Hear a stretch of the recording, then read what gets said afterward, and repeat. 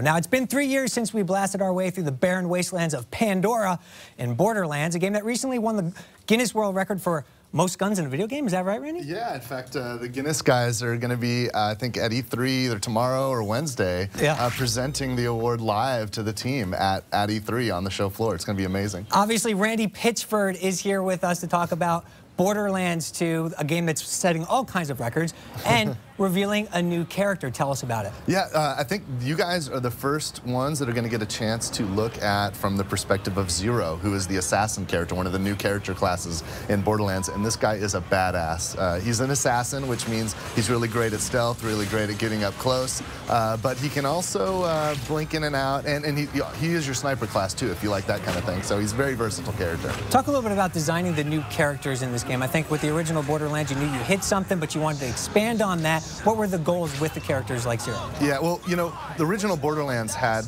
4 great playable characters, and you'd pick one at the beginning of the game, and these characters were very unique. They had different capabilities, and they'd grow their skills as you play. With Borderlands 2, we wanted to make sure those characters had a role in the story, but we wanted to create new gameplay, so we created 4 all-new characters, including Zero the Assassin, Salvador the Gunzerker, Maya is our new Siren, and there's Axton, who's the Commando. And the thing that makes a hero great is a great villain. So Borderlands 2 features this villain known as Handsome Jack, and this guy's a real jerk. He wants to take over the planet. He kind of sees himself as a dictator. And I think in this mission that we're playing, you're helping the robot Claptrap go on a mission to cut down all of these statues that have been erected in Handsome Jack's honor. And the more you cut them down, the more pissed off he gets. And it's kind of a sign of rebellion in this city of opportunity, one of the big Hyperion cities on the planet of Pandora. Yeah, and that's an area that we'll talk about as well. Obviously, a lot of diversity now with characters and also environments. We're going to see some new places to visit, right? Yes.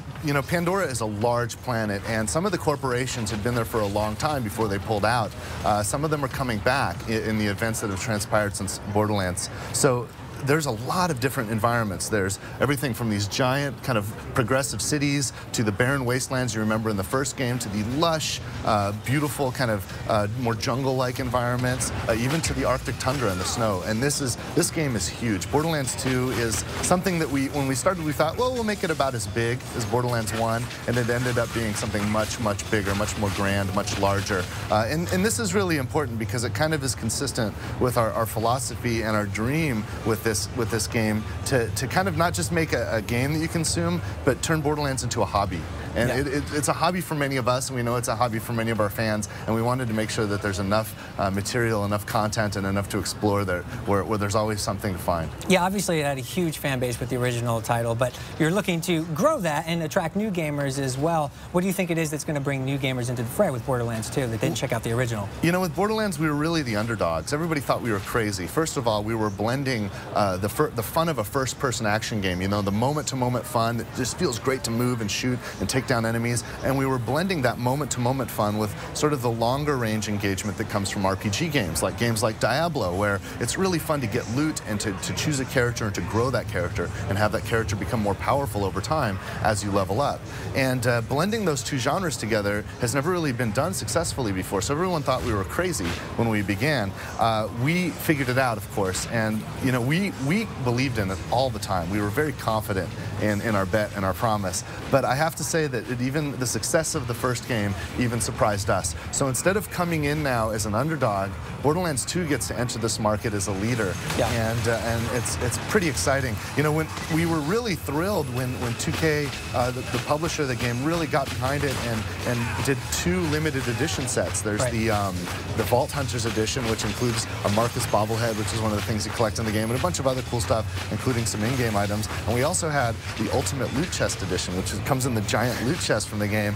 Within 4 days, all of the allotments sold out. Now we have our fans, our gamers, like mad at us because they can't get a hold of it. I saw one on eBay for $600. The game doesn't even come out until September. Wow. So, and there's a new character too with one of those editions, correct? That you guys are going to be talking about doing later on? Actually, if you just pre-order any edition of the game, you become part of the Premier Club. There's on our website, if you go to gearboxsoftware.com and find the Borderlands page, you can find the Premier Club information there. There's a lot of of great opportunities, a lot of great advantages to becoming part of the Premier Club. And there's a lot of collaborating retailers around the world that'll help you become part of the Premier Club. But yes, what we've decided to do is when we finish the game, as we're going into certification, we're going to build a 5th character and we're going to add it to Borderlands, and it'll be available later as a DLC or something.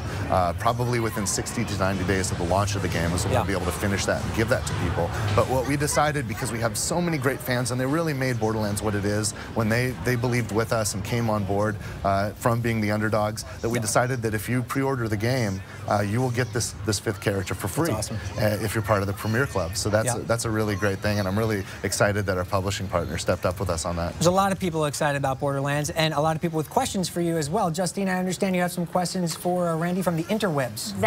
We do. So thank you, Daniel. Let's find out what people want to know on Twitter. A lot of people are talking about how they really love the customizable weapons in Borderlands 1. So we've got a tweet here from Walnut the Wise, who dreams of driving a pink buggy across alien planets. Will there be customizable vehicles? You know, in Borderlands 2, getting around the world of Pandora in Borderlands 1 is a lot of fun, but when you have a vehicle, it's a lot more fun. So in Borderlands 2, we really upped the ante a lot. We've added more vehicles to the game. Of course, the classic runner is back. We've also added a lot more customizable options, not just paint jobs, because you could drive a pink bunny in buggy in Borderlands 1, but now we've actually added some options for your weapon loadouts and other configurations that make it a lot of fun. I don't want to spoil anything, and you know, still vehicles are mostly a transportation method to get around the planet, which is one of the other reasons why we made sure to have vehicles that can support all 4 players jumping into 1 player. Now, Borderlands is great when you play it alone, but when you play it with friends, some argue it's even better, and you can have everybody in the game jump into 1 vehicle and move on. So it's pretty fun to both customize your vehicle and to explore the different kinds of vehicles that exist in Borderlands 2. Awesome. That's great. Well, remember, guys, we need to keep hearing from you. So you guys are the voice of E3, so keep tweeting.